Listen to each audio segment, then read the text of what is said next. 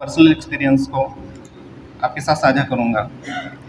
मेरा नाम संदीप कुमार है और मेरे पिताजी श्री सुरेश कुमार वर्तमान में धर्मा देवी महाविद्यालय के हेड क्लर्क हैं और माताजी बेलापार में ही आंगनबाड़ी कार्यकर्ता हैं और मेरी 3 बहनें हैं, तीनों की शादी हो चुकी है।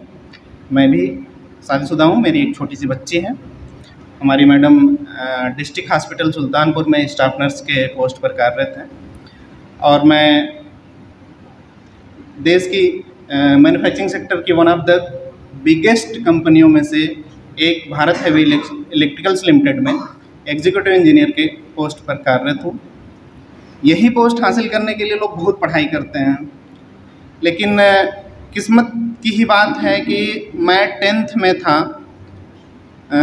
10th में मैं आपके श्री नारायण सिन्हा इंटर कॉलेज सरायहरपुर से मैं वहाँ का आई थिंक मैं कॉलेज टॉपर रहा हूँ और 11th में था तो मैं किसी रिश्तेदारी में शादी में गया हुआ था।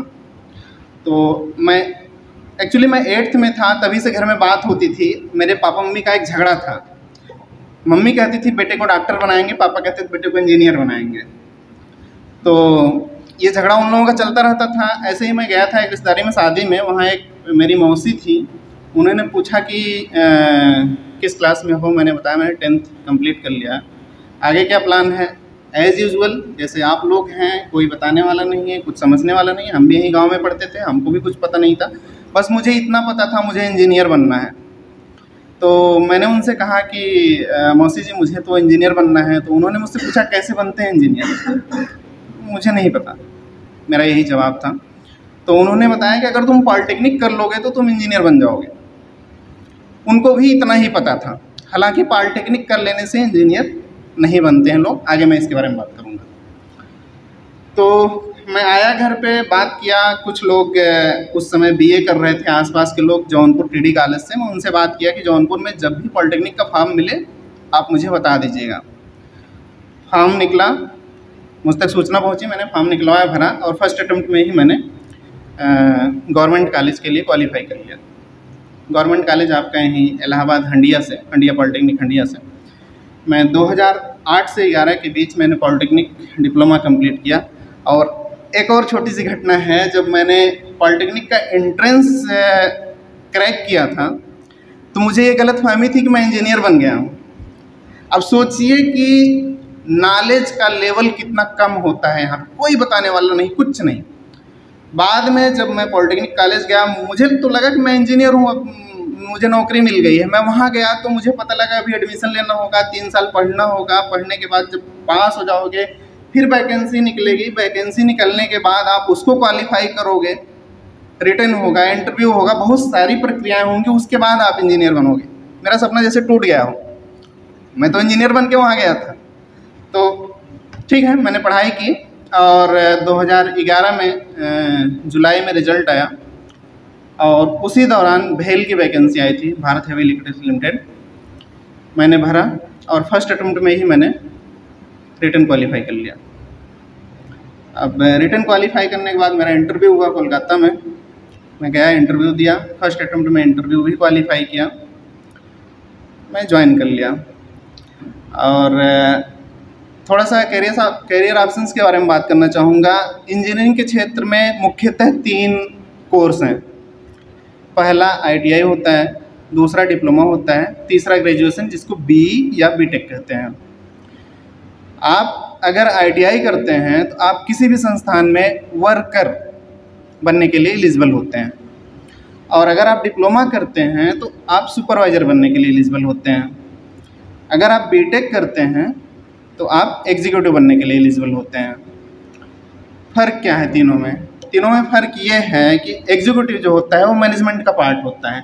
Management in the sense company को चलाने के लिए एक टीम होती है, उस टीम के हिस्सेदार आप डायरेक्ट बन जाते हैं BTech करके, अगर आप एग्जीक्यूटिव के लिए क्वालिफाई करते हैं तो।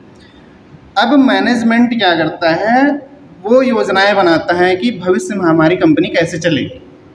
उसके लिए वो योजनाएं बना करके सुपरवाइज़रों को बताता है कि ये हमारी योजना है। अब सुपरवाइज़र उस हिसाब से मार्केट में जो रॉ मटेरियल्स हैं, क्या प्रोडक्ट हमको बनाना है ये डिसाइड किया जाता है। प्रोडक्ट बनाने के लिए क्या क्या रॉ मटेरियल चाहिए, कहाँ मिलेगा, कैसे मिलेगा, बहुत सारी प्रक्रियाएं होती हैं, उसके तहत उसको खरीदा जाता है। ये सब काम सुपरवाइजर्स का होता है। सुपरवाइजर्स रॉ मटेरियल लाके कंपनी में उपलब्ध करा देंगे, मशीनरी उपलब्ध करा देंगे, टेक्निकल जितनी भी चीज़ें होंगी सारी चीज़ें उपलब्ध कराएंगे। उसके बाद वर्करों का काम होता है उस रॉ मटेरियल को प्रोडक्ट में कन्वर्ट कर देना। उसके बाद फिर से मैनेजमेंट का काम आता है उसको मार्केट में सेल करने का, सेल करके प्रॉफिट जनरेट करना, प्रॉफिट जनरेट करके सैलरी वगैरह जो भी होती है देना। ये नॉर्मल सी प्रक्रिया होती है। उसके बाद हम बात करना चाहेंगे पर्सनल एक्सपीरियंसेस की। मैं डिप्लोमा करके उस कंपनी में एज ए सुपरवाइज़र ज्वाइन किया था। आप अगर ITI करके किसी भी कंपनी में, मैं यहाँ पे सरकारी नौकरियों की बात कर रहा हूँ, प्राइवेट में अलग हिसाब किताब चलता है, किसी भी कंपनी में एज ए वर्कर ज्वाइन करते हैं तो 17 साल बाद आपका प्रमोशन होता है सुपरवाइज़र, आप सुपरवाइज़र बन जाते हैं। वही चीज़ अगर आप डिप्लोमा करके जाते हैं डायरेक्ट सुपरवाइज़र बनते हैं। और अगर आप डिप्लोमा करके सुपरवाइज़र ज्वाइन करते हैं तो 13 साल बाद आपका प्रमोशन होता है एग्जीक्यूटिव में, तब आप मैनेजमेंट के पार्ट बनाए जाते हैं, तब आपकी बातों को सुना जाएगा, आपके डिसीजंस को इम्प्लीमेंट किया जाएगा कंपनी में। उसके पहले आप सिर्फ एक पोस्टमैन की तरह से होते हैं, इधर से पेपर उठा के इधर कर देते हैं, इधर वाला डिसाइड करता है, इधर वाला काम करता है, आप बीच में एक ब्रिज की तरह काम करते हैं। ठीक है, तो अभी 13 साल में सुपरवाइज़र था। सुपरवाइज़र एक कैडर होता है, कैडर में डिफरेंट पोस्ट होती हैं। ऐसे वर्कर को आर्टिसन कहते हैं टेक्निकल लैंग्वेज में। आर्टिसंस में डिफरेंट पोस्ट्स होती हैं। तो सुपरवाइज़र में जैसे मैं ज्वाइन किया था जूनियर इंजीनियर, मैं जूनियर इंजीनियर से असिस्टेंट इंजीनियर बना, असिस्टेंट इंजीनियर से डिप्टी इंजीनियर बना, डिप्टी इंजीनियर से अभी मुझे कन्वर्ट करके एग्जीक्यूटिव बना दिया गया। एग्जीक्यूटिव में एग्जीक्यूटिव इंजीनियर की पोस्ट पे हूँ। ये 3 कैडर होते हैं, आर्टिसन, सुपरवाइज़र और एग्जीक्यूटिव। तो अभी एग्जीक्यूटिव में अब हमारी पोस्ट इस तरह से बढ़ेगी, मैं एग्जीक्यूटिव इंजीनियर से फिर सीनियर इंजीनियर बनूंगा, सीनियर इंजीनियर से डिप्टी मैनेजर, डिप्टी मैनेजर से मैनेजर, सीनियर मैनेजर, इस तरह से हमारी पोस्ट बढ़ती चली जाएगी और हम मैनेजमेंट में बड़े बड़े डिसीजंस लेने लगेंगे आने वाले समय में। I think this is enough.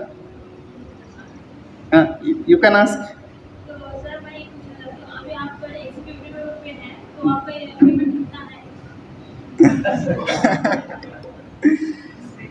Generally nobody discloses his payment, but still